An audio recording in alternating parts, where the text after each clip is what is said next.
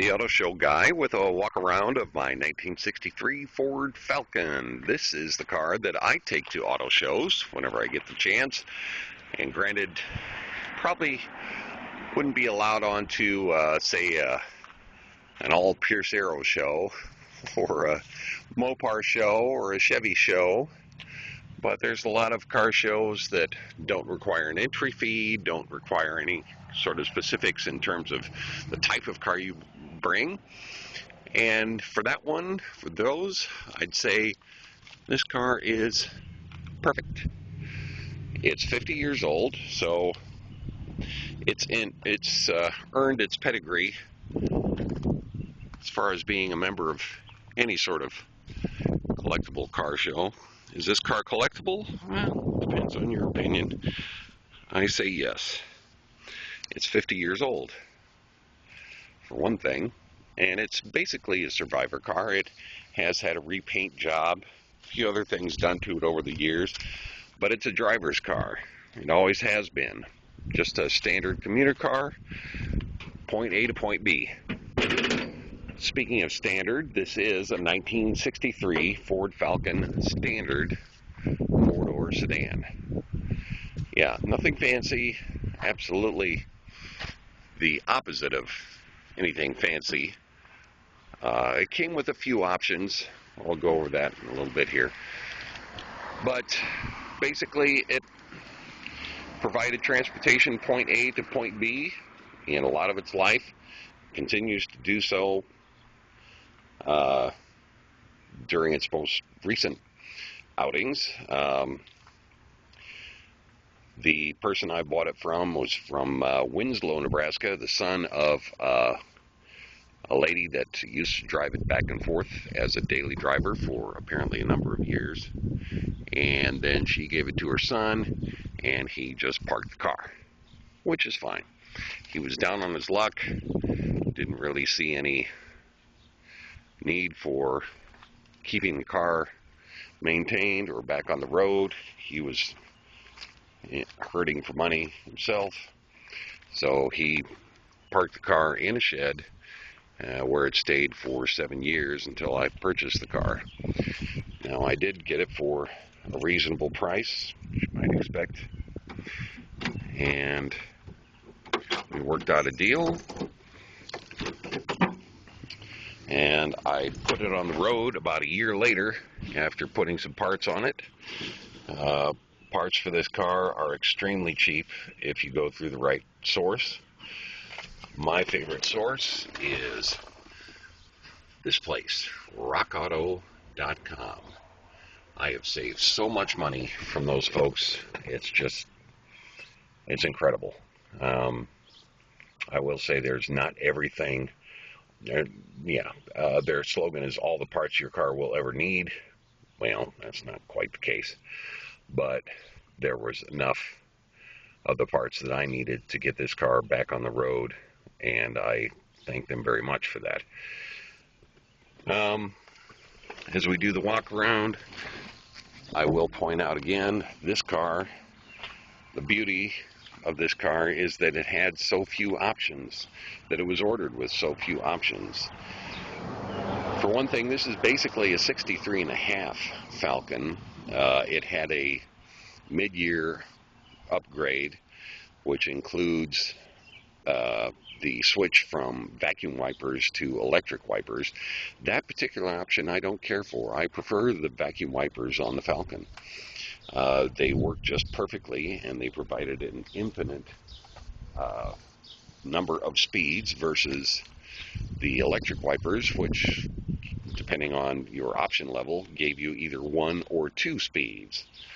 I never had a problem on the Falcons with vacuum wipers not providing enough vacuum to get the water off the windshield. So Henry Ford was right in holding off until the absolute possible latest he could, well, Henry Ford 2 in this case, providing electric wipers for an option on his vehicles, especially something as basic as the Falcon. This Falcon, again, sat for many years. I did restore some systems like the fuel system, the brakes, a few other things like that. And I basically have about as much tied up in the repairs and the parts as I do on the actual purchase of the car. So about half and half. Not a bad deal, especially since I can drive this to work. I have driven this to work every day, back and forth, at least during non-winter months where the salt is so corrosive to the underbody that it just makes it stupid and ridiculous to drive.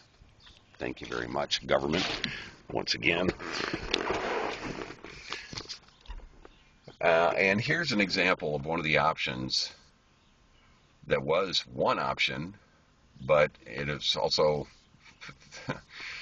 a couple more delete options, which I'll go over with this car, which I think are just fascinating. They just make this car more appealing to me because of the delete options.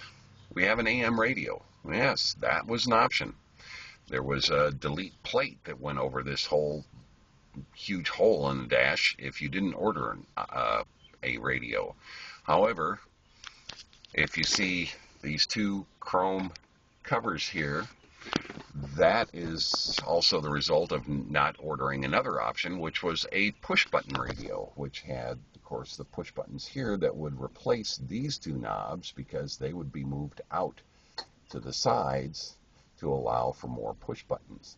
So there's a couple of options there that this car didn't have. And let's just move on to the left and talk about the delete lighter option. Not there. It's a plug.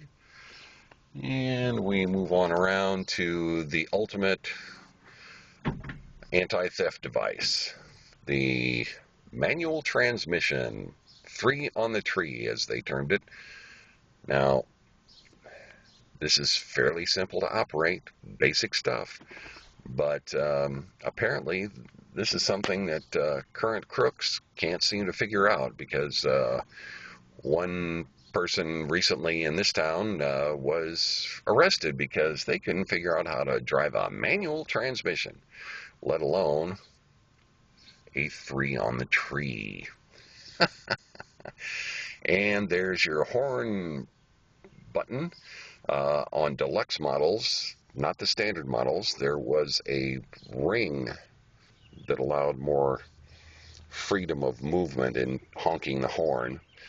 In this case, you had to actually move your hand and press down on it.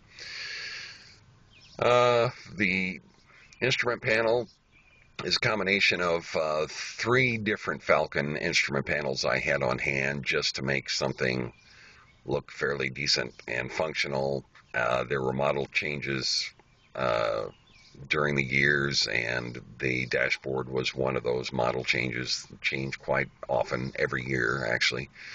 So I had to cobble something together, and this is the result, and I think it works pretty good. Let's see, let's just go across the dash. The controls here, you have the pull for heater, pull for temperature, you have defrost, choke, wipers, and the headlights. Then, oh, what's that over there? What is that? Oh, it's an ignition switch. On the left side, there's no ignition switch on the column. No. There's no proximity remote. No, it's over on the left side. Wow. Yeah, which actually makes it very convenient when you want to start it up and check timing, check ignition points, anything like that. You just reach in and flick the switch. You don't have to have a second person or any kind of remote start or anything like that. Here is the 176 cylinder, and this is one of the options that this car had. In '63, I believe there was still the 144 cubic inch 6-cylinder available as an option.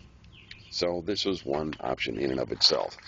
And let me just go over a couple of little points that I find fascinating that lead me to believe this is basically a survivor car, other than the respray and the fact that it's had virtually as much Bondo as, say, Phyllis Diller, Michael Jackson, or Cher. Be that as it may, yeah, thank you, Diesel Ford truck, for ruining my video. Be that as it may, it's a survivor car, and what leads me to believe that things like that are indicated by the oil cap.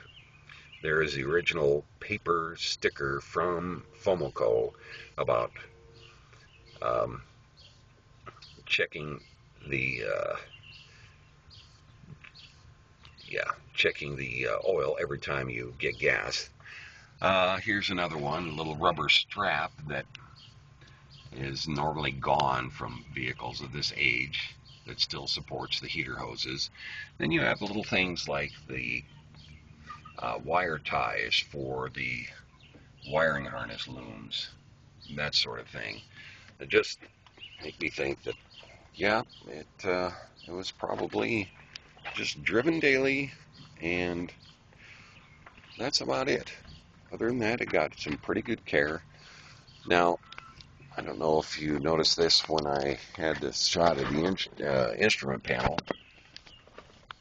The odometer reading, let's see if we can get in here, 47,366. Yeah, well, that is non-actual miles, non-original miles. I know for a fact, because I've driven it, that it has more than that, and I have no idea how many more than that, because that odometer hasn't worked since I bought the car, and it's something internal in the transmission. And if you ever want to comment on that, on this video, I appreciate it. Questions, anything, feel free to provide your input, because for one thing, I'm still not quite sure how to resolve that issue. It's a gear inside the output shaft, or the extension of the transmission. I'm not sure if those are available, but it is not the speedometer head, it is not the speedometer cable, so it's a little bit more in-depth than that. And unfortunately, my expertise, even after all these years, does not have any answers for that.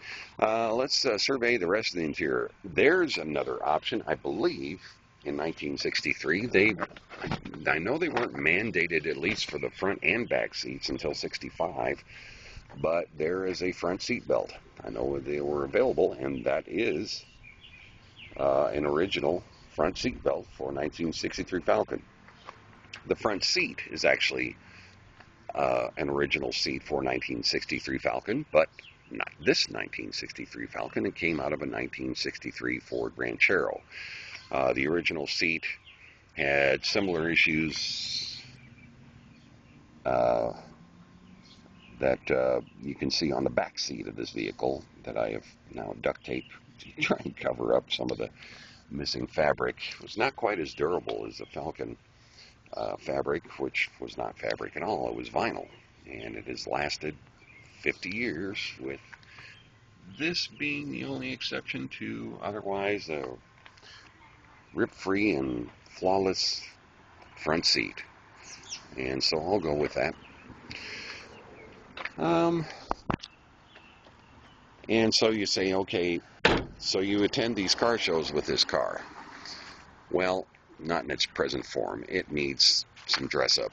It has, obviously, drastic need of a wash job and a wax job, and clean up the interior, do some other things. So, yeah, it's not perfect, but it's 50 years old, and most any car show, or at least the ones that just allow for some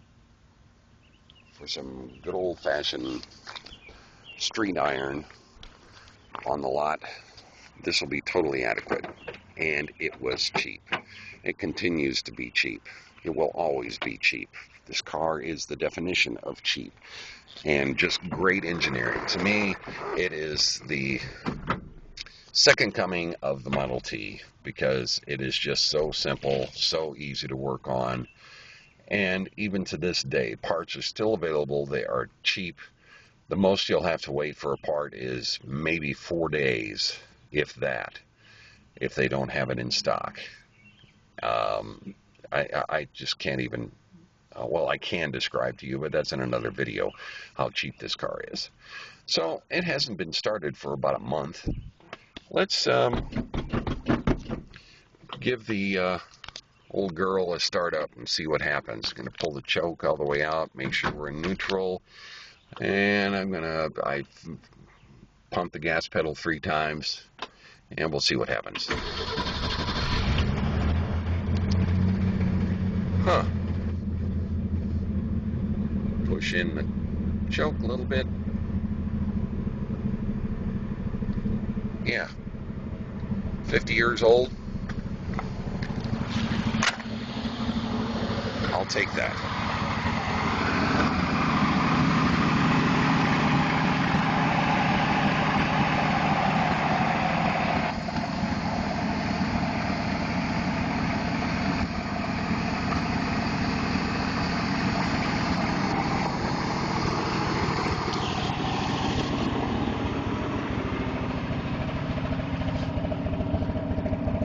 That's Raheem, by the way, the mascot.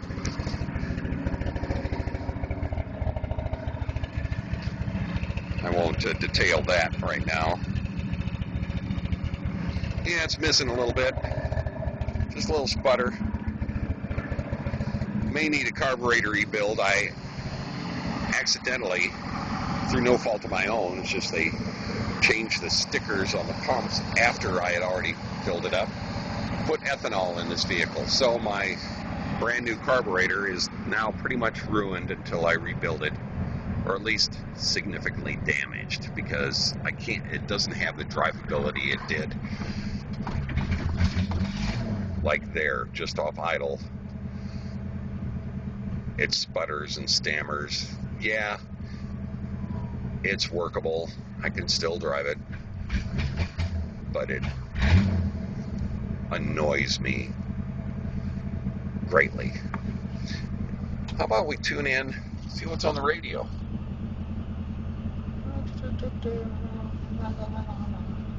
Yes, you will have to wait. This is a tube radio. Patience. Wait for it. Wait for it.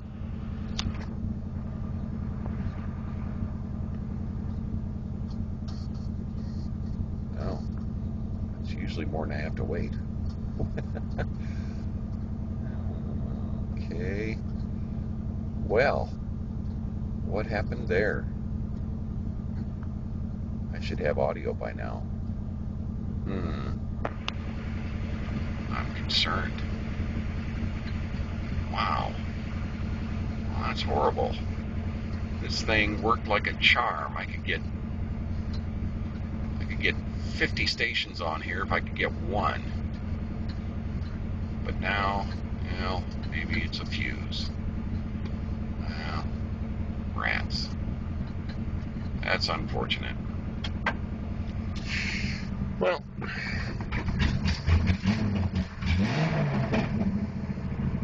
I'm going to let this baby warm up for a few minutes so that temperature gauge comes up. Temperature gauge just barely works most of the time, for the most part. Of course, the odometer and the speedometer don't work currently. The oil temperature, or the oil pressure, and the generator light do work, and they are not on, so that's a good sign. And the gas gauge should work, but again, because of ethanol, it has worked probably a total of 1 day out of the last 6 months since I accidentally put ethanol in this vehicle. Yeah. Thank you, corn. Put moonshine in my car, that's what I get.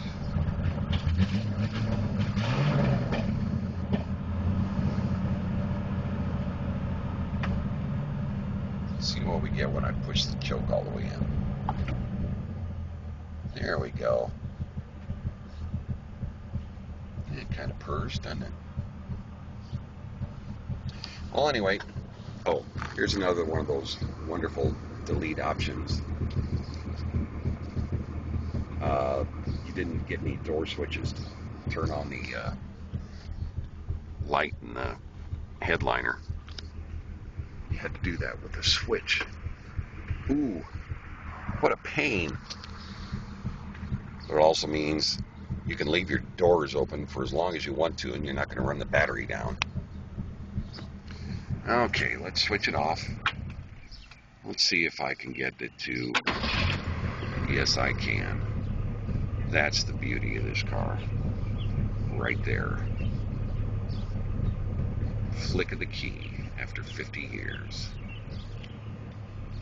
Anyway, hope you enjoyed this video.